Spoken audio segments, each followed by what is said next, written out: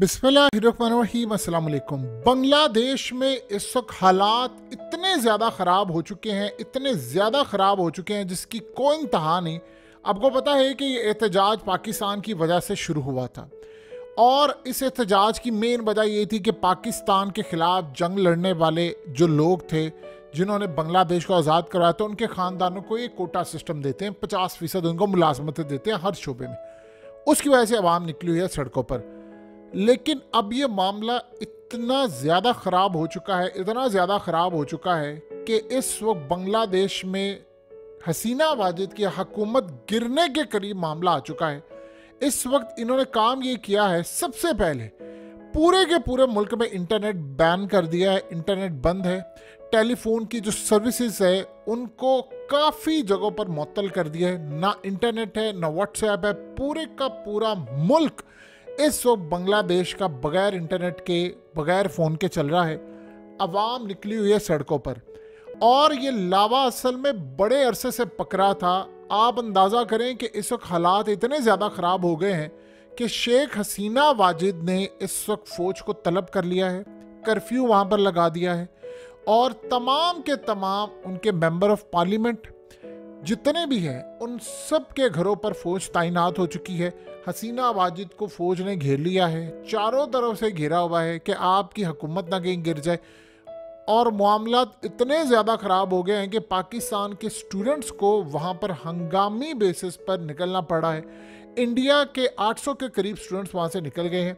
आपको पता है कि पाकिस्तानी स्टूडेंट्स ने बताया है, ख़ास तौर पर वो भी वापस आ रहे हैं। उन्होंने कहा है कि हमें बांग्लादेश के अंदर तंज करके वो कह रहे हैं कि अब तुम्हारे मुल्क की ये औकात हो चुकी है कि तुम लोग हमारे मुल्क में पढ़ने के लिए आए हो। यानी पाकिस्तानी जो स्टूडेंट्स वहाँ पर मेडिकल में ख़ास तौर पर पढ़ने के लिए गए, उन्होंने कहा अब ये तुम्हारे मुल्क के हालात आ गए हैं। कहते हैं हमें वहाँ पर ख़तरा इतना ज़्यादा था क्योंकि एहतजाज हो रहा है पाकिस्तान की वजह से, तो ये ना हो कि हमें लेने के देने पड़ जाए। इसीलिए वहाँ की जो एम्बेसी उसने मदाखलत की। इवन कि वहाँ पर जो टीचर थे उन्होंने अपने स्टूडेंट को समझाया कि आपको पता है कि पाकिस्तान से कितने ज़्यादा बांग्लादेश के स्टूडेंट्स जो हैं वो पाकिस्तान जा रहे हैं पढ़ने के लिए, कितने वहाँ रहते हैं।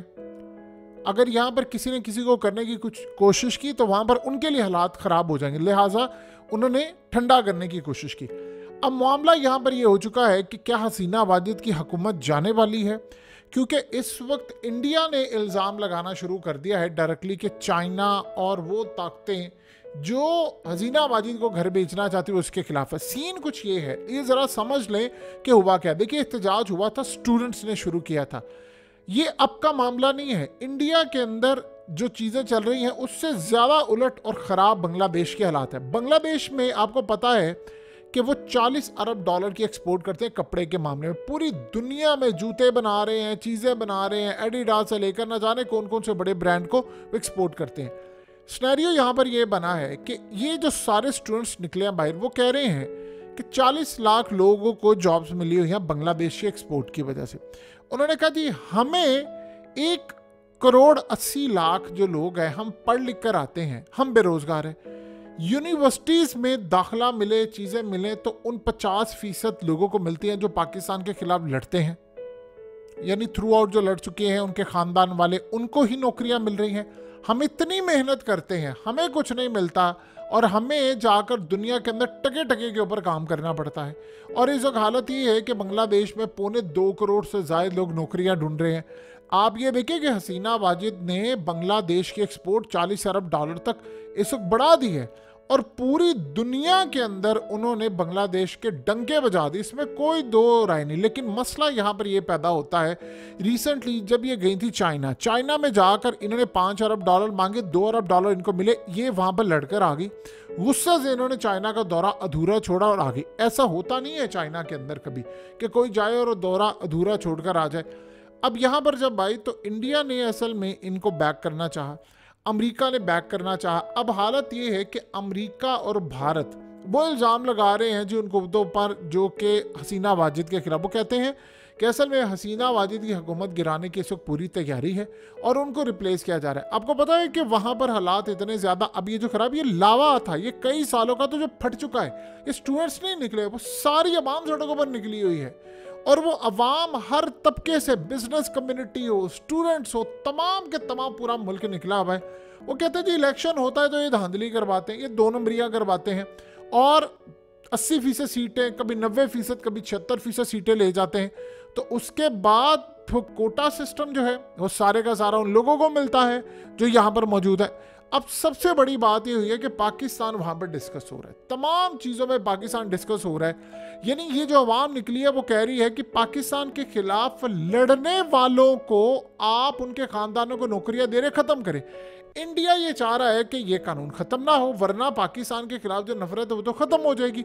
और अवामी देखे ना फिर क्या होगा कि नौकरियों पर ये करते क्या, अवामी लीग के लोग लेकर आते हैं, जो भी टॉप लेवल की पोस्ट होती है आर्मी चीफ से लेकर सब वो उन लोगों को मिलती है, या गवर्नमेंट जॉब जो होती है, किसी जगह पर जॉब है, उन लोगों को कोटे में मिलती है जो अवामी लीग के हैं।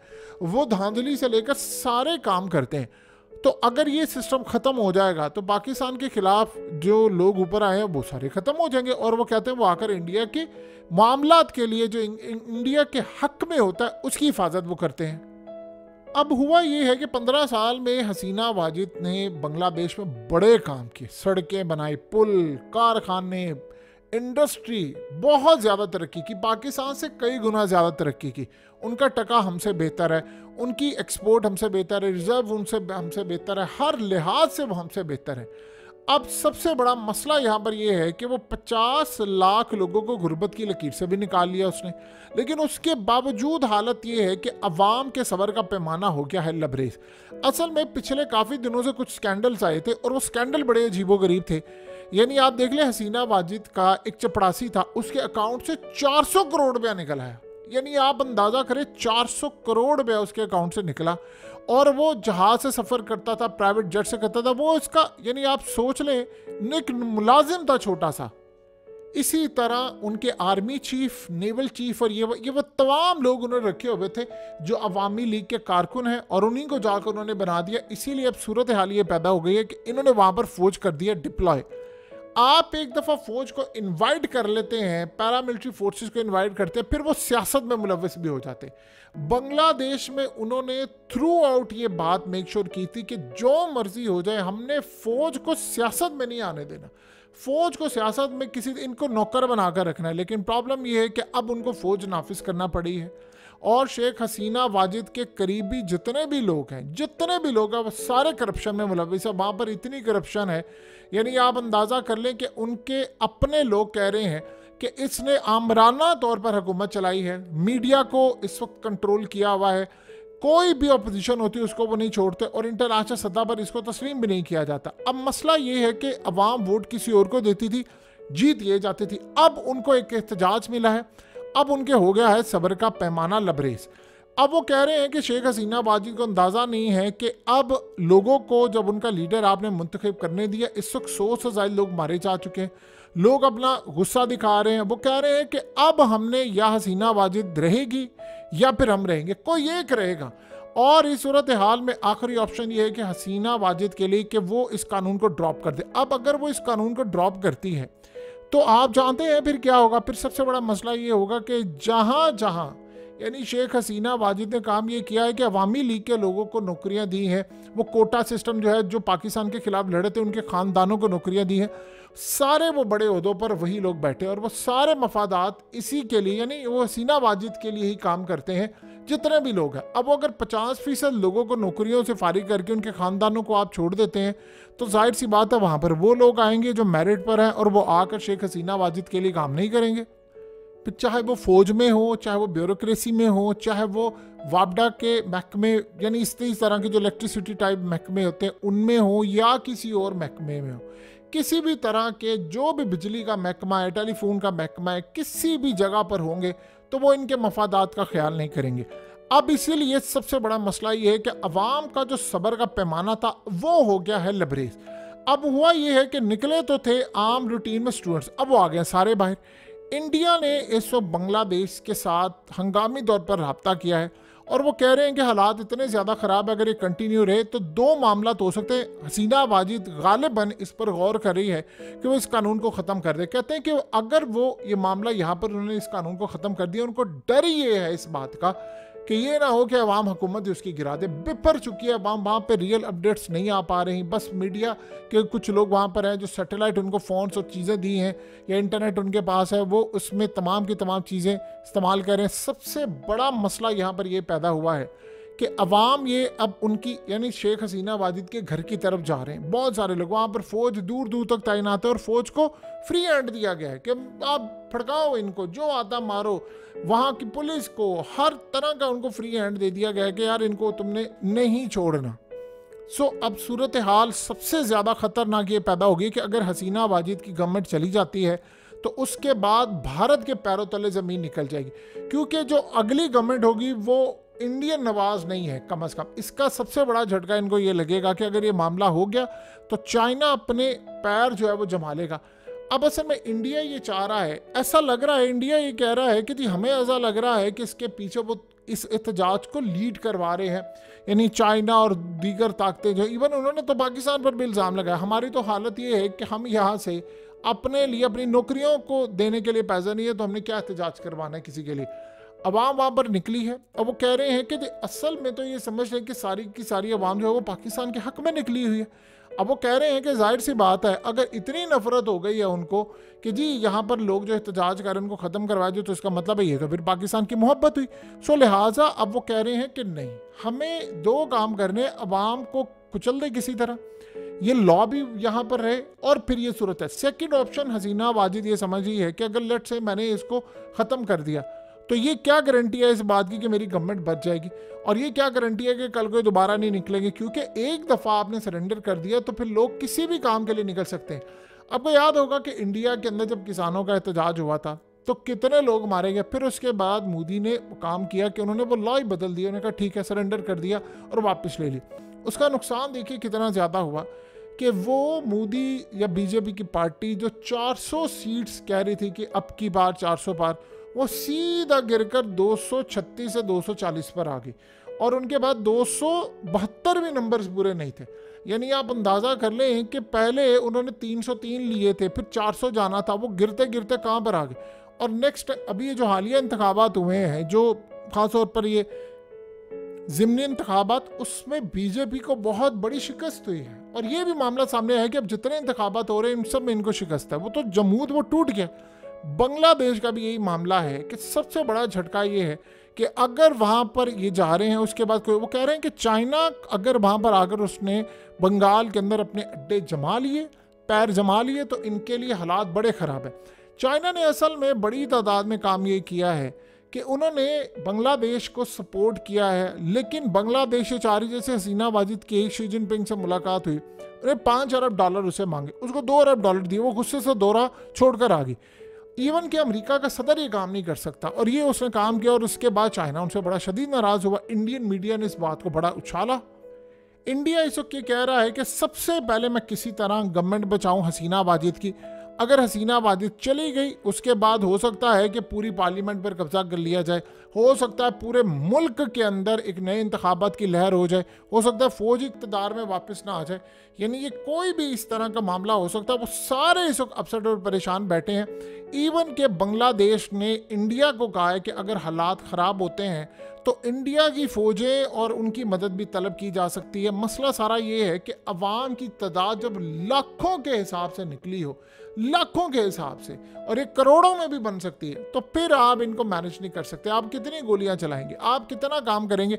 और ये बात याद रखिएगा कि उनमें एक बड़ी तादाद उन लोगों की भी है जो इसको सपोर्ट करें जिनको नौकरियां नहीं मिली, ना फौज में मिली हैं, ना पुलिस में मिली हैं, ना गवर्नमेंट इदारों में मिली हैं, तो वो भी इसको पूरी तरह सपोर्ट कर रहे हैं।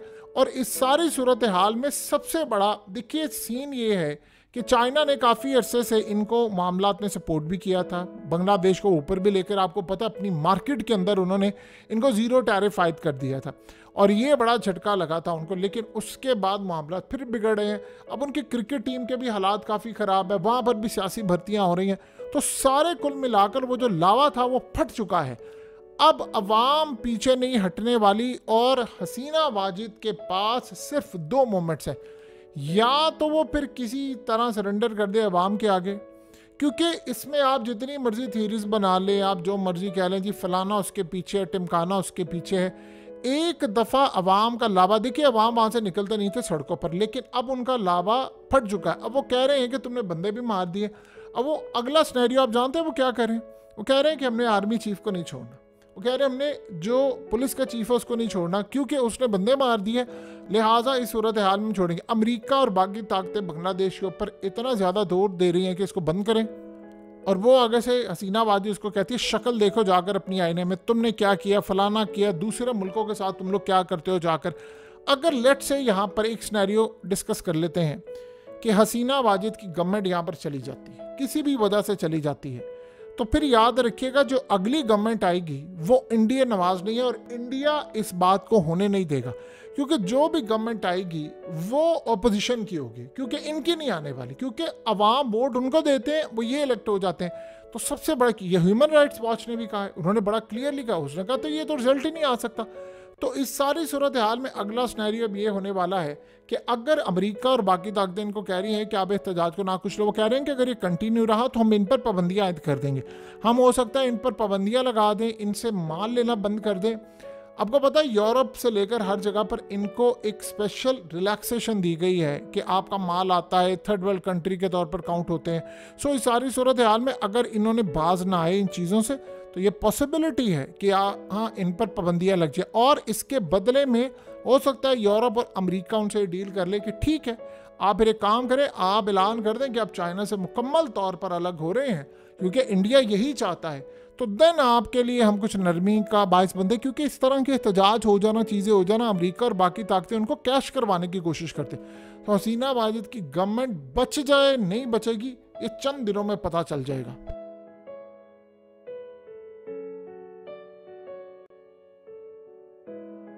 हकीकत टीवी को सब्सक्राइब करना मत भूलें, वीडियो को लाइक करें, शेयर करें और कमेंट सेक्शन में अपनी राय का इजहार ज़रूर करें।